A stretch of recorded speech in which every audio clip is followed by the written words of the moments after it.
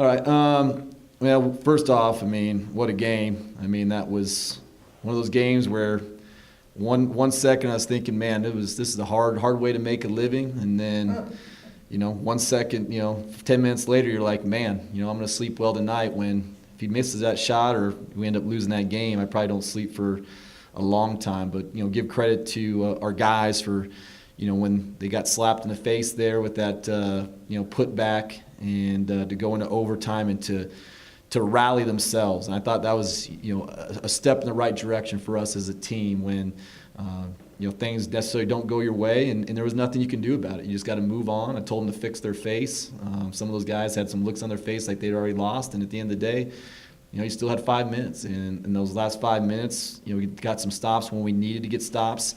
Jonah Radabaugh, that's why he's Defensive Player of the Year in the league. I mean, he had to get a stop there at the end, and they ISO'd their best player at the time on the floor, Seals, who had done a good job in the second half, and Jonah just sat down, guarded him, and then we were able to get the rebound. And then our guys, they're prepared for that situation. We knew even though I had one timeout, we want to try to push the ball. We don't want them to set up. If I call a timeout in that situation, we're not going to get a better shot. And Seals took their last shot, right? Yeah. In overtime? Yeah. And so for us to, for Dre to know that, the ball was in his hands, I thought he actually might have shot it too soon. But it was a rhythm shot, and a guy like him who's just a shot maker, that's what he is. He put us on his back, in overtime, and didn't get tricky, man. Sometimes as a coach you can get tricky, but ultimately at the end of the day we got the right matchups on him, and he made him pay. And that's credit to him, credit to the team, and credit to North Dakota. In my time here, every time we've played him, it's been an overtime game.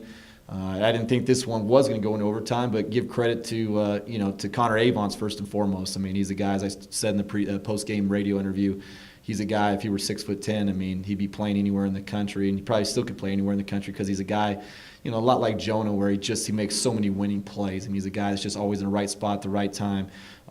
But I said our guys, they scratched and clawed, made the free throws when they needed to make free throws, and made timely shots, and now we can celebrate that one for a little while and then get ready to try to find a way to win a couple on the road. Andre's kind of, arguably, but he's becoming the guy with the ball in his hands that you want with the ball in his hands. I think he's heating up, and I think you've seen it for a long time because he practiced all year last year. Though I think he's starting to heat up and play and produce like he's supposed to. Yeah, no, and that's where, he's as talented, if not the most talented guard in the league in terms of with the ball in his hands. Probably one of the most talented guards in the country, with the ball in his hands because his ability to shoot it, off the bounce, his ability to put two.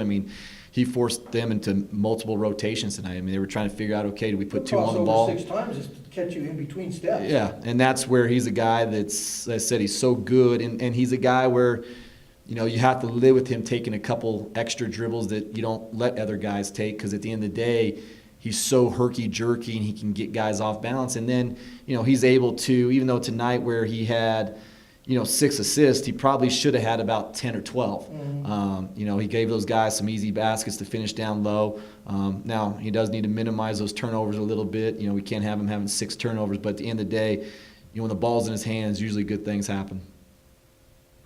Jeff, where were you when he put that up? Were you telling yourself, take another step, take another step? I don't know. They're saying it was about 1.2 when it left his hand. Yeah, no. When we got the rebound, I was scared initially when we made the pass to him that. Sanders got the rebound, correct? Yeah, and then Billy Brown for them. I thought he almost ran through the passing lane on it, which allowed Dre to go uphill, and then.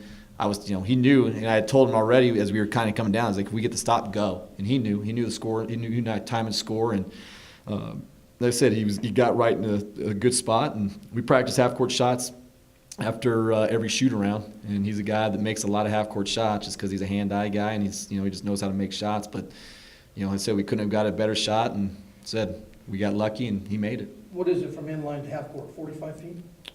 Yeah, roughly. Yeah. Is it 90 feet all the way down? It's 94, I believe. Okay, so it's 40. Yeah, 46 and a half, 47. Yeah. 42 footer. Yeah. No, it was.